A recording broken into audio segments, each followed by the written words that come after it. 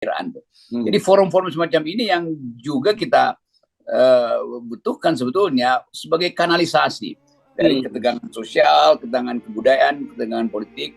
Jadi itu konteksnya kenapa berjam-jam orang bisa dengar di situ. Sabrang anaknya Ainun bagus betul, dia membuat lirik dengan kapasitas musik yang juga istilah sekarang mumpuni. Jadi satu kemeriahan tetapi tetap dalam kultur kesopanan itu, menjaga forum itu supaya nggak keluar menjadi forum politik. Tapi nggak mungkin kalau aspek politik nggak ada gitu. Waktu saya mulai bicara, ya pasti orang bertanya hal-hal yang politis. Tapi kita jawab dengan cara yang santai itu, bukan ketegangan-ketegangan politik di wilayah formal. Ini semacam kumpulan masyarakat sipil, anak-anak muda terutama. Saya hitung-hitung kira-kira usianya ya 20 sampai 27 tahun itu, yang mencari makna hidup sekaligus mempersoalkan ketidakadilan. Jadi saya terima kasih pada Ainun, Mbah Nun panggilannya. Sekarang panggilannya ya. Mengundang saya untuk partner di situ. Ya. Tadi sebenarnya Anda siap ngomong politik atau Anda terpaksa digiring ngomong politik karena audiensnya?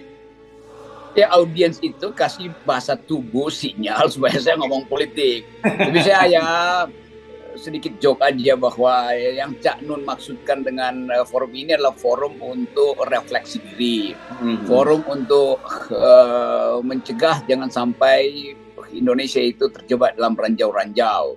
Dan orang bertanya apa itu ranjau. Versi saya, ranjau itu adalah omnibus law, ranjau itu adalah 20% threshold, itu yang kita sebut ranjau. Tapi ada ranjau batin juga, yaitu ketidakpekaan diri sendiri. Jadi kita juga bisa anggap bahwa itu forum untuk refleksi sekaligus itu kritik, refleksi diri tapi kritik pada kekuasaan. Walaupun sangat tersamar kritiknya, tapi kena orang tepuk tangan, tapi ngerti, paham atau sangat paham satire yang diungkapkan di situ. Ya nanti juga ada YouTube-nya pasti di kanalnya Cak Nun. Ya. Oke. Tapi kan begini, orang selalu melihat Anda ini sebagai oposan gitu ya, dan kalau oposan itu kan pasti sangat kritis terhadap pemerintah. Cak Nun ini sebenarnya juga oposan, meskipun gara-gara sering bercanda dengan gaya bercanda. Tapi kita kan baru ingat sebulan yang lalu nggak salah ya, kan rame itu soal Cak Nun, dengan baru kali ini dia terbuka menyebut nama orang dan kemudian mengambil analogi itu Fir'aun, Haman, dan Korun. Nah ini sebenarnya, dan itu sangat kontekstual ya. Itu sebenarnya itu kan dalam Al-Quran disebutkan ya. Fir'aun itu adalah penguasa tapi Fir'aun Ramses III itu ya. Ramses II atau III gitu yang iya. Ramses III ya itu ya. Terus kemudian kalau dibilang Hamam itu adalah seorang ya perdana menteri atau apa gitu yang kemudian disebut Pak Luhut gitu kan. Terus Korunnya ini orang kaya, Taipan, oligarki lah sekarang begitu ya. Nah, apakah kemudian memang agak susah untuk menghindarkan itu bukan forum politik ketika Anda bertemu dengan Cak Nun gitu? Iya, itu suasana itu ada. Jadi saya juga mulai dengan karena ada yang bertanya, maka saya mesti kasih konteksnya itu. Saya bilang bahwa ya yang diucapkan Cak Nun itu semacam metafor. Yes. Untuk kita paham, karena kita nggak mungkin menerangkan. Kita bisa bilang ini ada otoriter sekarang, tapi ya terlalu sederhana lah, atau terlalu teknis bilang begitu. Jadi menyebut Fir'aun itu artinya mengingatkan kita pada kondisi kekuasaan itu, yang memungkinkan seseorang itu tumbuh arogan lalu merasa nggak bisa disentuh. Lalu saya bercanda, saya bilang ada dua jenis Fir'aun. Di Mesir, Firaun itu ketika dia tewas, ketika dia meninggal, dia dibalsem. Itu Firaun Mesir. Lalu saya bilang ada Firaun yang dekat-dekat sini, belum meninggal pun udah dibalsem. Lalu orang ngakak. Jadi kan itu konteks yang kita kan betul kan, ada Firaun yang masih hidup tapi udah dibalsem. Saya terangkan dibalsem oligarki, dibalsem oleh ambisinya sendiri, kira-kira begitu. Dan kita nggak menyebut nama, kita hanya ingin supaya publik itu mengaktifkan sendiri kuriositasnya, keinginan tahunya. Jadi itu enaknya forum yang diasuh secara kultural tapi dengan misi kritik. Jadi jelas bahwa umatnya Cak Nun ini atau rakyat Maya ini menjadi contoh bagaimana publik Indonesia bertahan dari kekalutan ekonomi, kekalutan sosial, kekalutan politik. Jadi itu forum untuk melepaskan energi yang tertahan karena politik tidak bisa diungkapkan secara maksimal. Nah, kita anggap aja ini sebagai kanalisasi atau apa istilah psikologinya itu ekstasi dari keadaan diri kita yang kadang-kala kita nggak ngerti bahwa ada ranjau di sekitar kita, dan ranjau itu ranjau kultural, ranjau Islamofobi, macam-macam. Jadi forum sebetulnya forum pedagogi, forum untuk mendidik tuh. Dan Cak Nun saya kira udah puluhan tahun, 40 tahun mengasuh forum itu. Jadi dia udah paham bagaimana psikologi publik tuh. Sehingga ada bedanya misalnya kalau dibuat di Jakarta, jenis jokesnya beda dengan yang kalau dibuat di Jogja atau buat di Jombang, kan macam-macam. Dan ternyata forum itu udah berkembang, ada cabang di Cirebon, di banyak kota yang walaupun tidak didatangi oleh Cak Nun karena musim muter setiap bulan kan, tapi dia hidup aja tuh. Ini juga saya belajar tentang kerelaan itu. Jadi forum-forum semacam ini itu patungan aja orang bikin itu, ada yang nyumbang sound system, ada yang nyumbang karpet, ada yang bawa aqua tuh. Jadi kemandirian rakyat Indonesia bisa kita asuh melalui forum-forum semacam itu. Ini yang disebut voluntarisme yang betul-betul origin, dan nggak ada sponsor di situ, dan semua kita berupaya untuk menangkap apa sebetulnya pesan dari forum-forum semacam ini.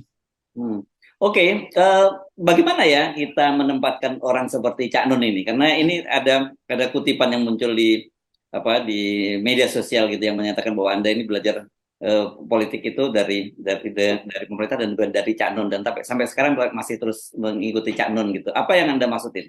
Kan dulu Orde Baru Cak Nun mengkritik, ya Cak Nun lebih senior dari saya mungkin 5-6 tahun tuh.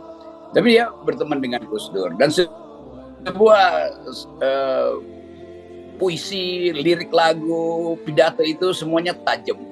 Karena itu saya bilang di era Orde Baru ada dan tata bahasa Cak Nun, dan saya anggap tata bahasa Cak Nun sekarang masih berlaku. Jadi dia konsisten sebetulnya itu. Jadi kalau orang bilang kok Cak Nun kasih kritik terlalu tajam, ya kan saya juga kasih kritik yang sama supaya saya bergandeng atau berduet dengan Cak Nun, dengan MH. Tapi baru tadi malam kesampaian sehingga agak viral, dan ini viral di panggung yang lain ya, bukan viral di tempat-tempat yang nyari sensasi doang tuh. Jadi substansi pembicaraan tadi malam adalah kritik. Yang pertama diajukan tentu pada penguasa tuh, tapi sekaligus kritik diri. Karena seringkali batin kita itu luput dari refleksi. Karena sering kita cuma pakai reason, passionnya kurang kita pakai, akal kita aktifkan habis-habisan, kolbu tidak kita pakai itu. Jadi saya terangkan fungsi kolbu untuk menuntun kita pada harapan. Dan itu yang orang anggap bahwa sebetulnya ada kanal-kanal kebudayaan untuk menghasilkan persahabatan antara warga negara. Oke, dan tadi malam itu saya kira itu yang hadir tidak hanya kalangan Muslim ya? Iya, saya ketemu banyak teman yang non Muslim di tempat itu, dan ada yang berjilbab, ada yang tidak berjilbab, ada yang masuk pulang kantor langsung ke situ kelihatan berdandan eksekutif. Jadi sesuatu yang kan itu bukan pengajian. Kalau pengajian dipisah dua kan, laki sebelah, perempuan sebelah. Ini bercampur aja. Tetapi ada decency, ada kesantunan di situ. Nggak ada satu orang pun yang berteriak-teriak. Semua tertib 4 jam, bahkan nggak ada yang ke toilet dalam posisi bersila tuh.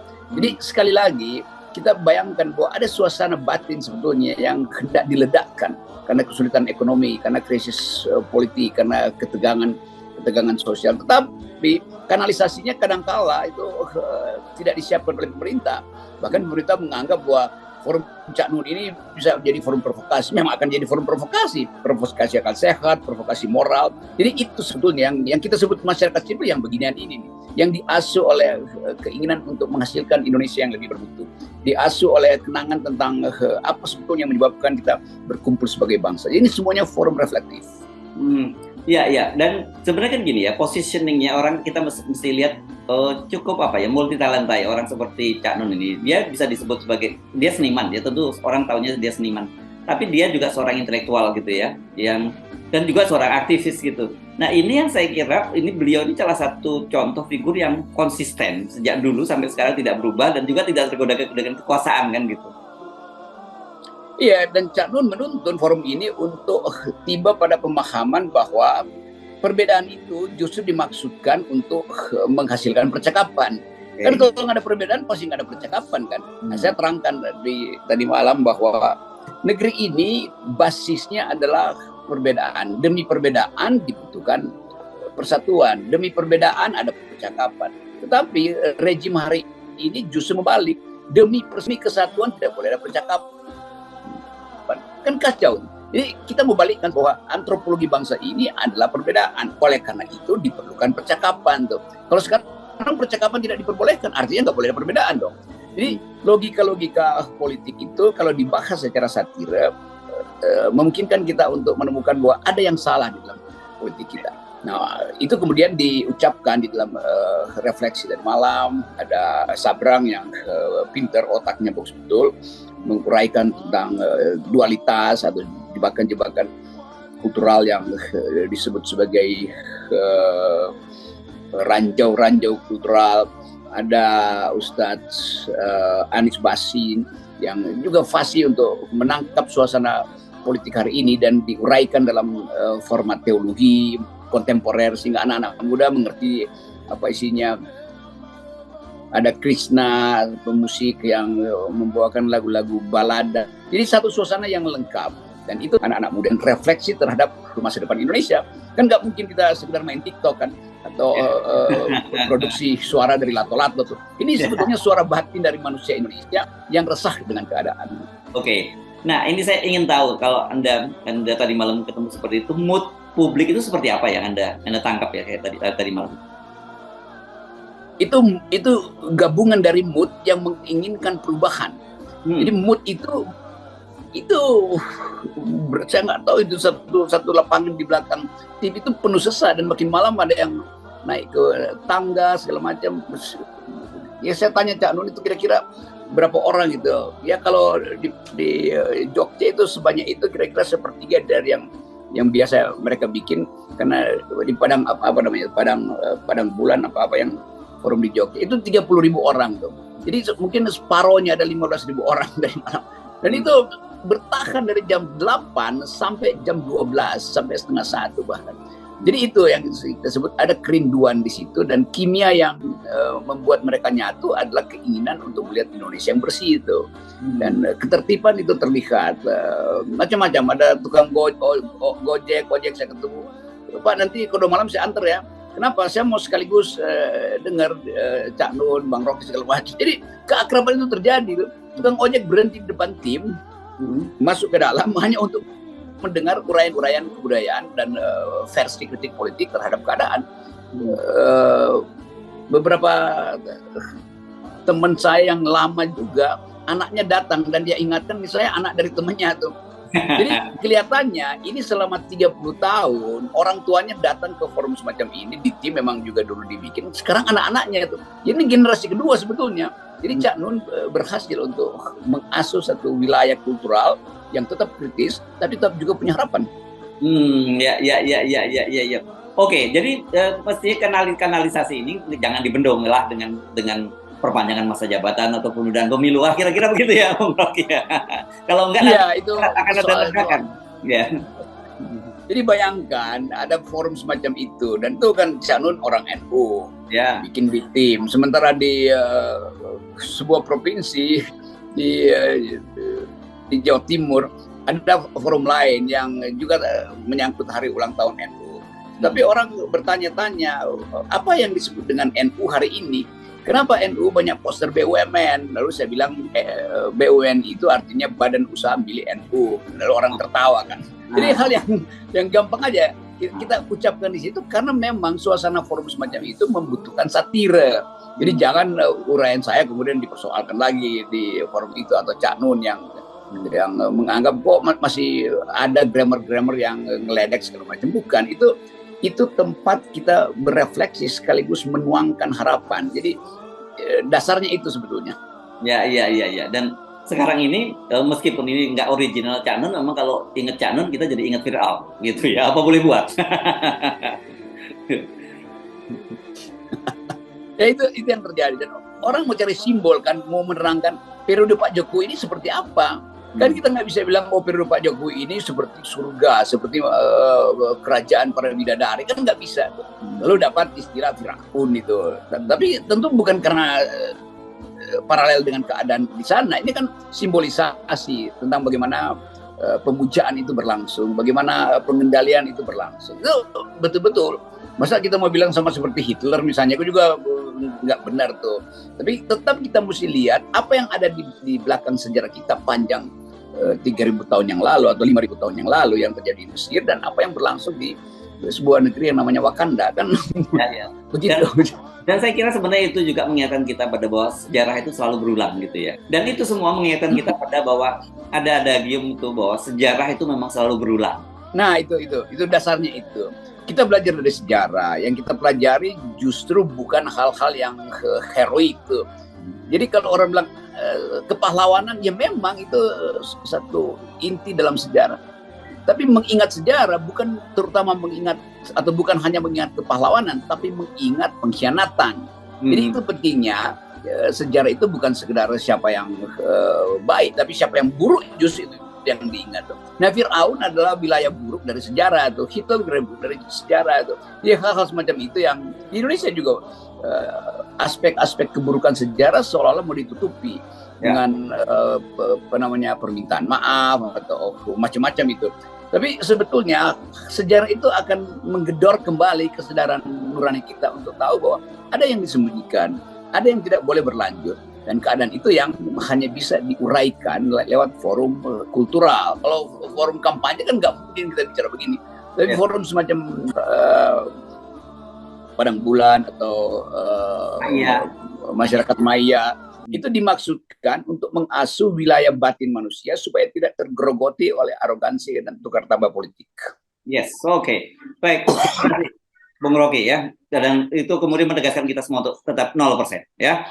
Ya, itu jadi saya dapat semacam inspirasi baru bahwa 0% itu harus kita pastikan berlangsung supaya persahabatan warga negara tidak terhalang oleh kalkulasi politik yang kasar.